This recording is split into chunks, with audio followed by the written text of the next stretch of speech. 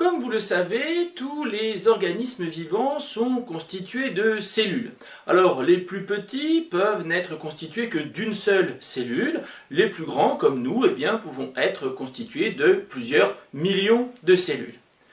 Cette image est une représentation artistique en 3 dimensions de la structure d'une cellule. Alors, vous y reconnaissez ce qui délimite la cellule, c'est-à-dire la membrane plasmique. À l'intérieur, ici d'une couleur verte, vous avez le cytoplasme et au milieu, en violet, le noyau dont nous avons vu qu'il portait l'information génétique.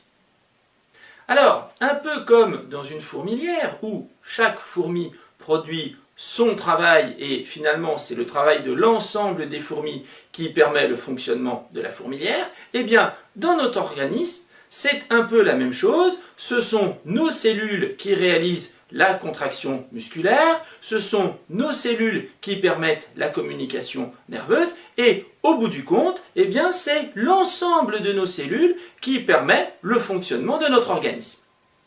Comme nous l'avons déjà vu, notre organisme a des besoins nutritifs. Mais les nutriments que nous absorbons sont finalement à destination de nos cellules et c'est le système circulatoire qui permet la livraison des nutriments et l'élimination des déchets de nos cellules. Donc, pour réaliser les fonctions de notre organisme, nos cellules vont réaliser des échanges.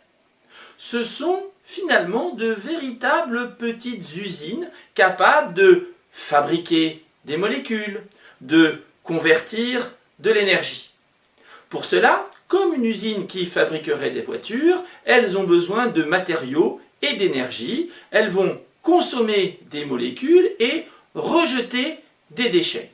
Elles réalisent donc une fonction de nutrition.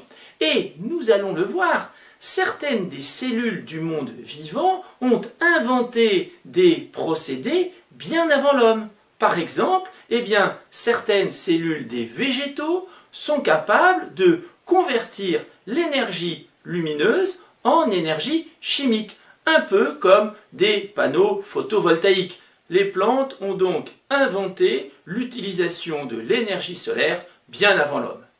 Nous allons donc nous demander dans ce chapitre comment les cellules d'un organisme assurent-elles leur nutrition.